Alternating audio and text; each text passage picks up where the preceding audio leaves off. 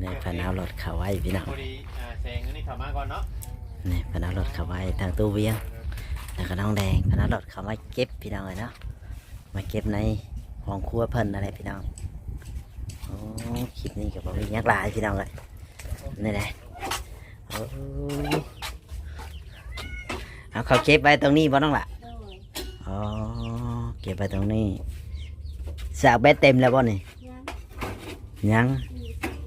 มือยังสางใหม่เนาะเพราะว่าแสงไฟมันกุ้มอยู่บ่เวลาโอ้ยอ๋อคลิปนี้ก็บ่มีอย่างไรพี่น้องแล้วทางน้องแดงก็ปิดเพิ่นเก็บรถเก็บล่างไว้แล้วผมให้พี่น้องเนาะโดย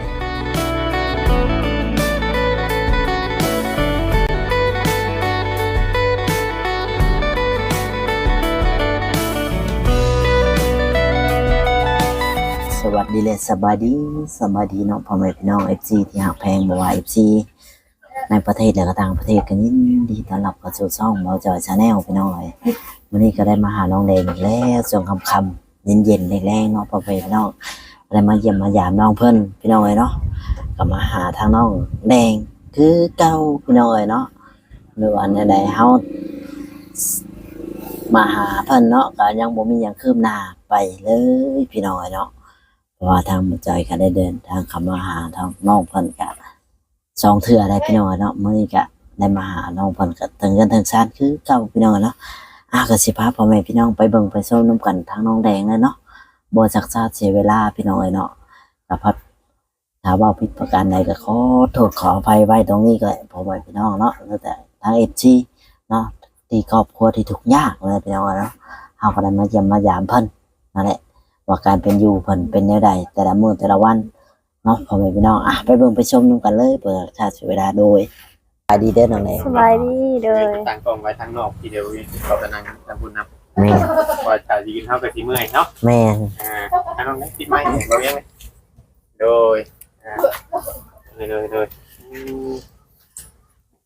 เป็นไงมันเปิดทำงานเด้ว่าสั่ง แม่น น้องเด้เอาบ่อยมาหาน้องอยู่บ่มื้อนี้ มาอยู่มาแต่บ่ายๆพุ่นแหละ โดย มาช่วงบ่ายรอบแรกเข้ามาอีกนึง รอบแรงเข้ามาอีกทีนึง อ๋อโดยเลี้ยงไก่ซื้อกันไข่ลูกไข่ต้ม แต่ต้มบ่ไข่ตุ๋นนึกว่าจักว่าไข่ลูกไข่ลูกกินเป็นบ่ทางไหน ยิ้มอยู่บ่ อืม พกหน่วยพี่น้องแม่น้องล่ะ เสร็จแล้ว โดย กินไข่ พี่น้องไข่ทรงเครื่องภาษาไทยผมเลยเนาะ ไข่จงเครื่องแม่น เป็นอะไรมื้อนี้นะยิ้มแค่นี้เนาะกลับมาได้เฮ็ดหน้าเศร้าหน้าอันนั้นนั่นก็เฮากับบ่อยากคัดปานใดอยากให้น้องสดชื่นว่าจังซั่น แม่นบางเทื่อน้องเพิ่นก็น่าเศร้าคือว่าอะไรบางครั้งนะ โดย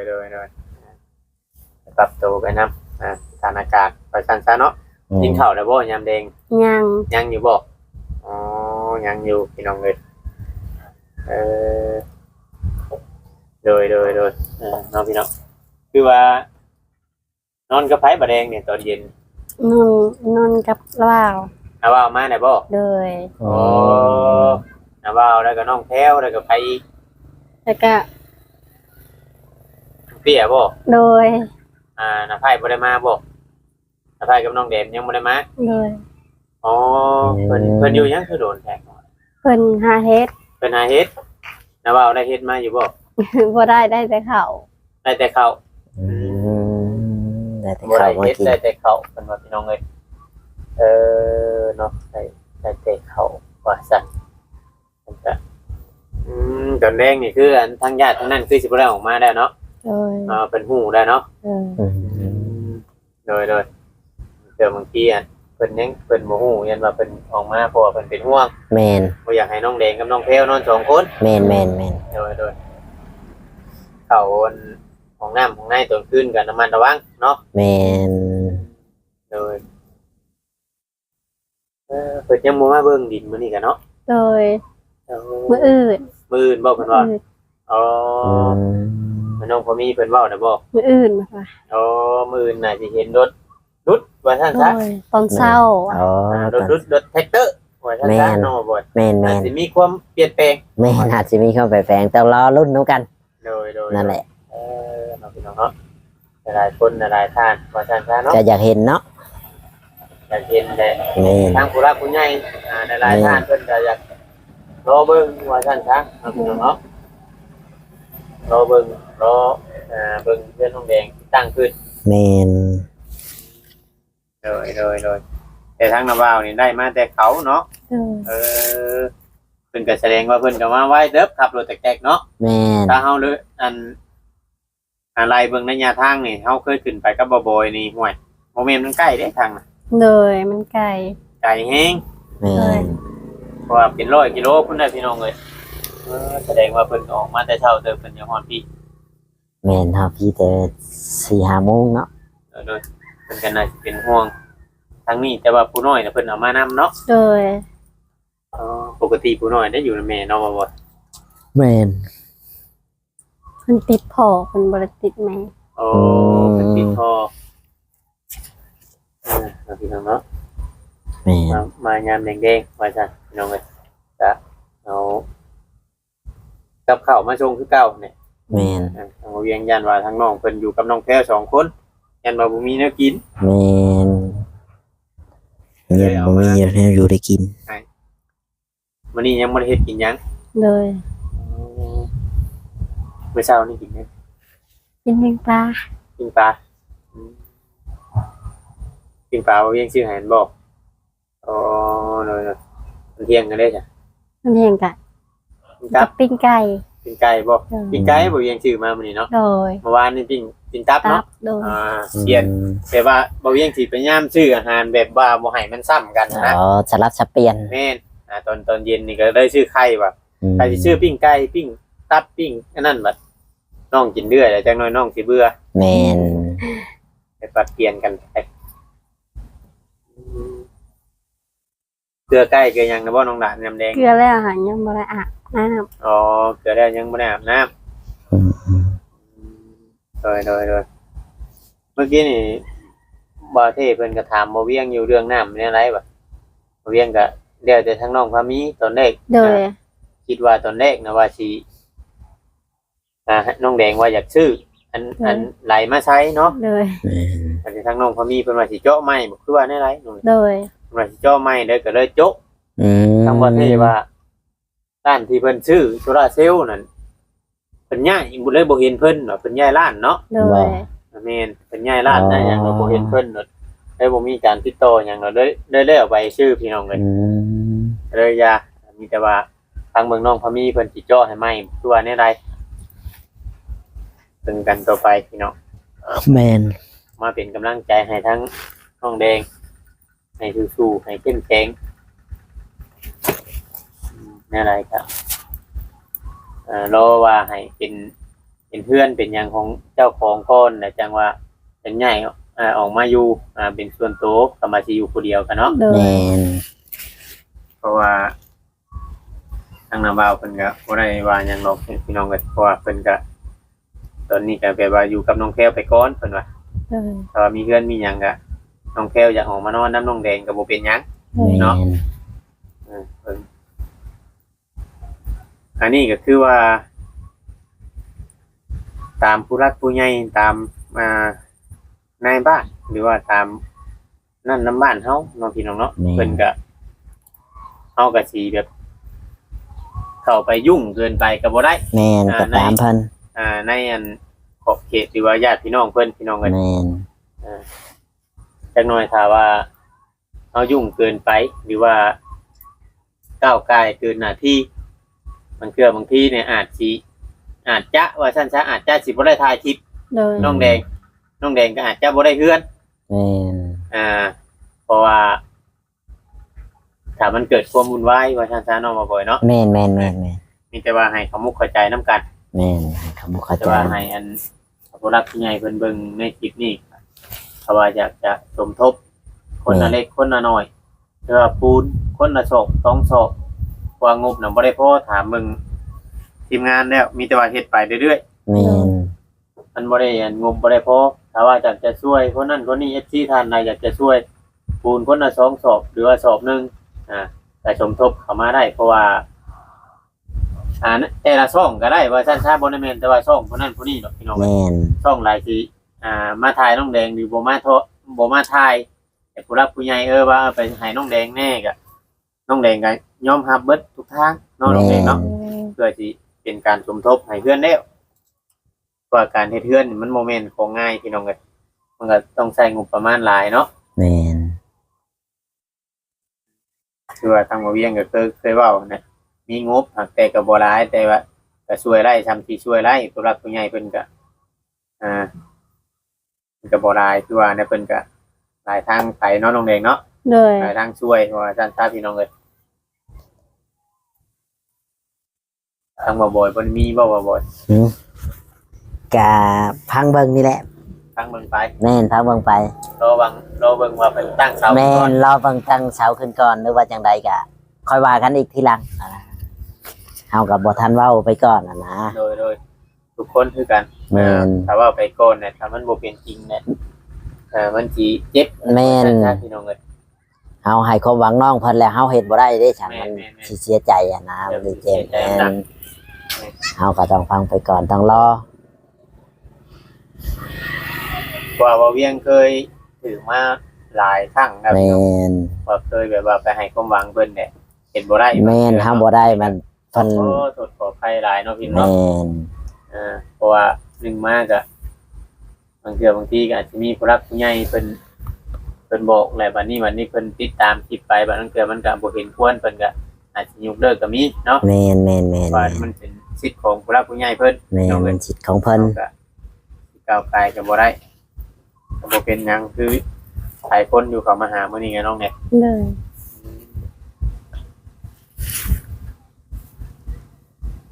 โดย เลย หลายคนหลายท่านแม่น บ่ค่อยได้ปานใดซ้ำมื้อนี้แต่ว่า แม่ สิ น บ่กุ้มซ้ำจักไปสากรถไฟฟ้าบ่ สากก็เว้นสากแต่เว้นนี่บ่ สากในเฮือนนี่บ่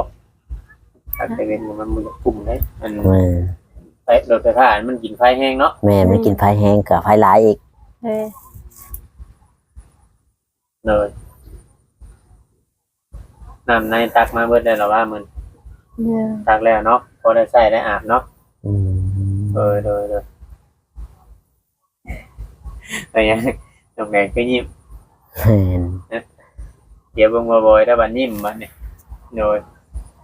น้องแดงอารมณ์ดีมื้อนี้ แค่นี้เนาะ แม่น มาเห็นห้อยยิ้มได้ก็ แม่ แค่นี้ นน้องเพิ่นมีความสุขเพราะว่า FC มาหลายหั่นนะ อ๋อ ว่า YouTube ยังมาพูดมาคุยนํ หลายคนอยู่ แม่นหลายคนมาให้กำลังใจน้องเพิ่นนั่นแหละ เด้อ เพิ่นก็มีรอยยิ้มขึ้นมาก็ดีใจนํน้องเพิ่นนั่นแหละ เป็นอันมาม่าพวกอาหารแห้งมันยังอยู่บ่ ถ้าพอได้กินอยู่ ยังมีอยู่เนาะ เออ โดยมีอยู่พี่น้องเลยคือว่าเนี่ยบางท่านเพิ่นก็ว่าอยากจะในตามคอมเมนต์อันนี้ก็บ่เวียงก็ยังบ่ได้เห็นแม่นความเป็นจริงบาง แม่ ท่านก็ น อยากจะช่วยน้องแดงแต่ว่าบ่ฮู้ทางติดต่อบ่ฮู้จักสิเฮ็ดว่าแนวไหนว่าเนาะบางคนเนาะ โดย เอาก็มีแต่ว่าพยายามมันรักใหญ่ก็มีแต่ว่าถามเบิ่งผู้อื่นนํเนาะบางเทื่อบางทีเพิ่นบ่เคยติดต่อเด้เพิ่น แม่น น้องแก้วเพิ่นไปใช้แต่มัน เพิ่นอยู่เรือนเพิ่น โอ้เพิ่นอยู่เรือนเพิ่นบ่ได้มานำเนาะเพราะว่าเพิ่นพอมันยังเพิ่นมาได้เนาะ เออ ปกติเพิ่นตอนเย็นนี่ตอนแรงนี่เพิ่นมานั่งอยู่นี่น้องเอ้ย แม่นมันนั่งเป็นหมู่เป็นเพื่อนน้องแดง โดยดีนะน้องเพิ่นมาเป็นเมื่อคืนเดียวนึงน้องเอ้ยทำเมื่อหลายคืนเฮาก็อาจสิเป็นห่วงอยู่ เออ ว่าเป็นเมื่อคืนเดียวเพิ่นก็มาว่าจังซะเป็นห่วงลูกๆเนาะกันหลานเพิ่นนั่นแหละ แม่น เดี๋ยวหนึ่งนะบอกเขาตอนแดง หนึ่งแล้ว เออลายเฮ็ดยังว่ายกเก่งเฮ็ดเนาะ แม่นเพิ่นบ่ได้จักดอกว่ามานะ โอ้โห ข้าวหน้าไผ่มาเพิ่นได้จังไดเนาะ เออ เฮ็ดออกลายบ่ทาง กะ เห็นเขาขายในตลาดเฮ็ดเพาะลายใช่ไหม แม่นเฮ็ดพ่อนั่นหลายเฮ็ดปวกก็เริ่มออกแล้วนะ แต่ว่าบ่ฮู้ว่า สองลาย เอาน้อยเอาหลายก็บ่ฮู้คือกันแล้วแต่พื้นที่นะ โดย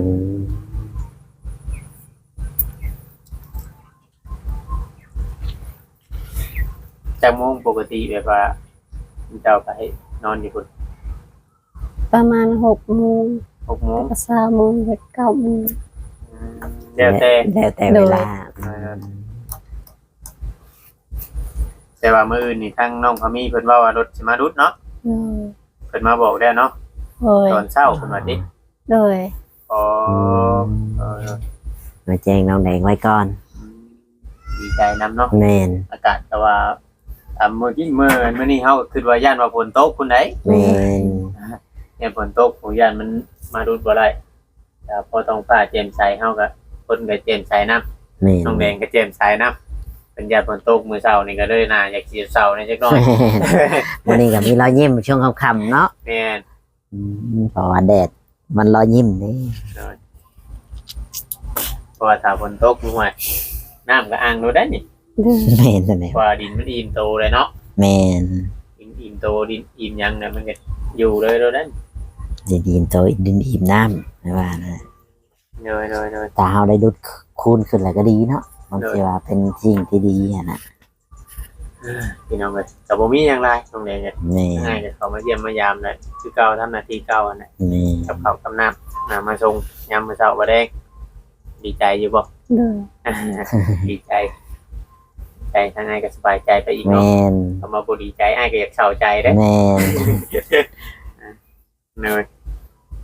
เพราะว่าเอาก็เป็นห่วง แม่น คำผ้าคำพ้อยว่าซั่นซะ แม่น บ่แม่นแต่คำผ้าอย่างเดียวคำพ้อยนำ ก็พอน้ำตัวคนเดียวก็สำหรับตัวคนเดียวนะแม่ เลยเป็นห่วงไง อยู่งอนๆแงะๆคนเดียว ช่วยสุดๆในตอนนี้โอเคคลิปนี้ก็มีอย่างไรเนาะ แม่นแม่นแม่น ได้ไปขอจบลงไปก่อนน้องแดงแทบสิบ่ได้เว้า แม่น ว่าทางบ่เวียงเข้ามากับบ่บ่อย ก็ได้เว้ากันเอง โด เว้าย กันเอง แม่น ว่าคือเว้าเนี่ยถ้าเฮาเว้าบ่เก่งน้องแดงเราก็ยิ้มอยู่ซื่อ แม่ นอก น จากเฮาสิยิงคำถามให้เราก็ตอบเบิดเท่านั้น แม่นแม่น บ่เป็นหยังเห็นว่ายิ้มน้องแดงนี่ก็ดีใจเนาะ แม่นแม่น ใครก็เพิ่นน่าบูน่าเบิ่ง แม่ แน่ น พี่น้องเอ้ยโอเควันนี้น้องดาเนาะ โดย สบายดี สบายดี สบายดี อ๋อ ไม่